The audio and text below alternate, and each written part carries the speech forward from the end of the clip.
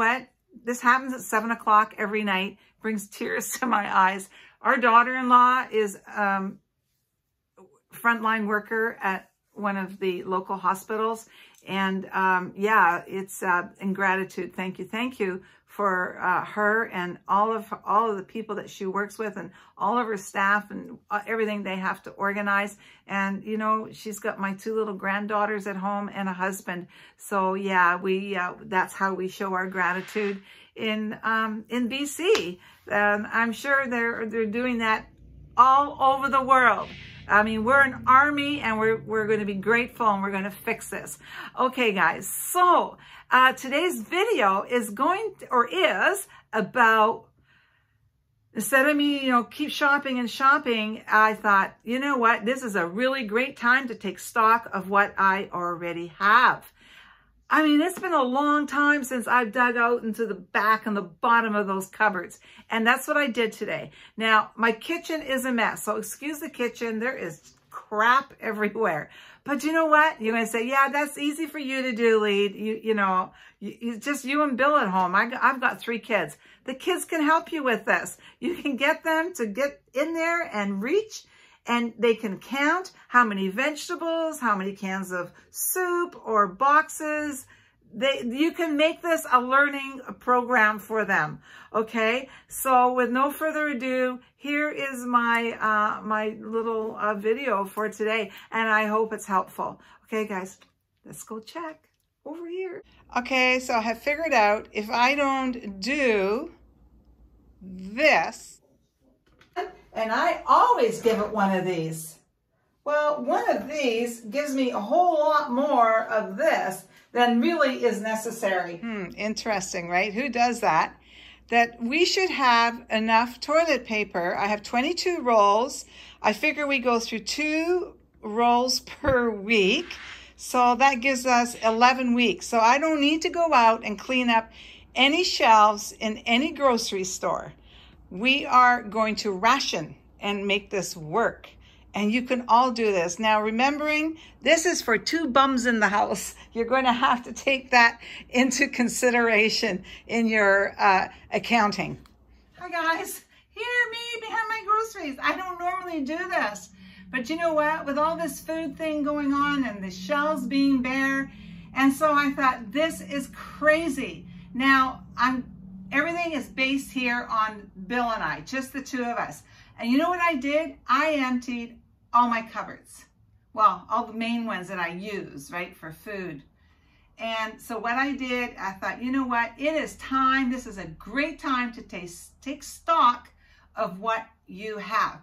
I was surprised what I found.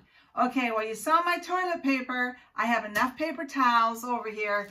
There's 12 rolls, so I use 1 a week, so there's enough for 12 weeks. I don't need to buy any more paper towels.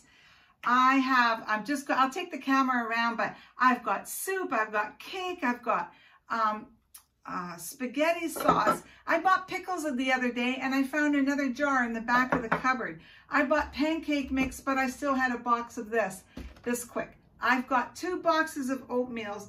I have got juice. I did buy Gatorade because they did say something about, God forbid, if one of us came down with this, to really keep hydrated. And then, of course, Gatorade is so good, right, for the electrolytes. So I do have that, which I normally don't have in the house. So much food here for the 2 of us that I need to use up. So I'm going to make a very specific list of what I need, rather than just randomly going into the store, which I do sometimes. Yes, I need to, this is going to make me a lot more organized. Like here I have sauerkraut, so I just want to get a really nice sausage with that and make it the Dutch way. I've got red beets or red cabbage here, which is great. Bill loves breaded veal cutlets, so I'll just get some cutlets. I've got potatoes and I've got that. So it's a really good idea to take stock of what we have. Michelle, I don't know if you guys I'm sure a lot of you that come to my channel go to Michelle as well. Michelle May, Zesty Girl. Now she does this for, Oh my gosh, there's 6 of them. So this would never work for her. You should see the stuff she gets on a regular basis. I'll put the link down below of her channel. You should see her hauls. Yes, I have spam. I have click just for, because Bill loves this stuff. And so I thought, you know what? I will, I'm going to try the click. I wonder if it's any healthier. And yes, these were in the bottom of my cupboard because Bill wanted to try these like a year ago. So they're still good. They're not expired. So there we go. They're still good to 2021. All right. So that's what I'm going to do. I'm going to see the smaller things that I can buy to add to these things to make yummy dinners. And then of course I've got stuff in the freezer as well. And then I checked, and then these are like condiments that I have. Really? You're kidding me, right? I actually was going to buy, we have creamy cucumber in Canada. I find it really hard, or I can't find it at Staters or at Ralph's. Maybe Bristol Farms, I'm not sure. But anyway, I'm going to use up what I've got. I'm not going to add anything new to it. We're just going to enjoy these things. And then all my sauces and dips and so forth. I've got everything I need. And what I did, I emptied my Lazy Susan, took everything out, and taking stock of what we have. My kitchen's a mess because of it. Oh my gosh. There's my humidifier. Yeah, oh my God. That's okay. I'm going to make a new list. Okay, guys, I hope that helped you a little bit on the grocery thing, or at least what Bill and I are doing. Listen, I just want to just share something with you guys.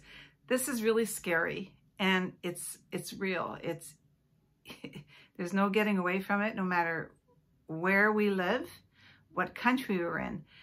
This is a war of all of us, every country, the human race against a virus.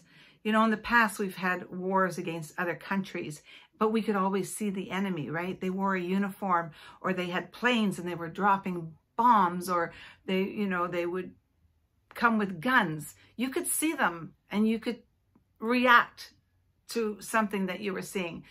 This is an enemy we can't see. And, you know, there's still people that are questioning this physical distancing. That's what we're using. That's the word we're using in Canada now. And isolation. Bill and I have been in isolation for 22 days. I really hope everybody starts to do it. I really, really do. Physical distance. Do it, please. If you can, stay home. This is going to be hard. There are people that aren't working. There are people that are losing their income and are sick about how they're going to pay and deal with it. But you know what? If you get sick, you may lose your life. And for those of you that don't want to practice social distancing, I just want you to think about this, okay?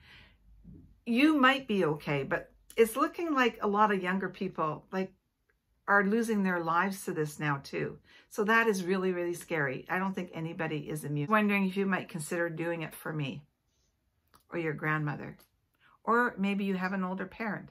Maybe do it for them, or maybe do it for a good friend whose grandson, who's this good-looking 20-year-old young man who at 10 days old was flown to Loma Linda for a heart transplant.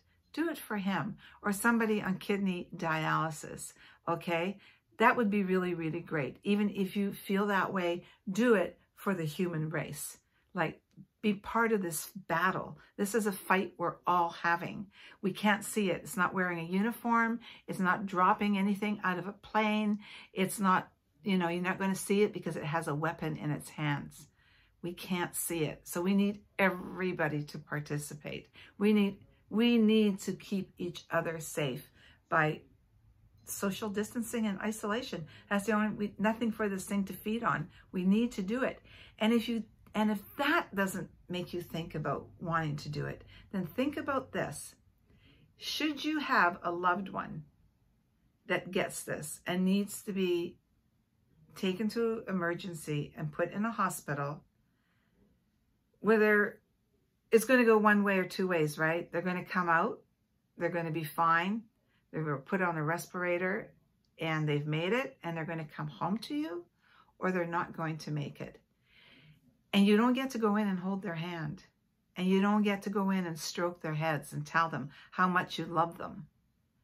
Because that's it. When you drop that person off, they're either going to come home to you or you're going to lose them. And that would have been the last time you saw that person. So you know what? For all the people around you, do it for them. Okay? Now, I'm going to want to leave you with something positive. Everybody goes, Lady, why are you always so positive? And I know I'm kind of louder, but that's me, right? That's my personality. And I thought about it because I saw it on one of my niece's Facebooks, and it said, positive. Just because I'm positive doesn't mean I'm happy every day. I'm not. But being positive that I truly believe there's going to be better days. So I'm positive about that. So guys, let's all do the right thing and stay positive about this, okay? Love you guys. See you soon, please. Please, please. Do it for all of us. See ya.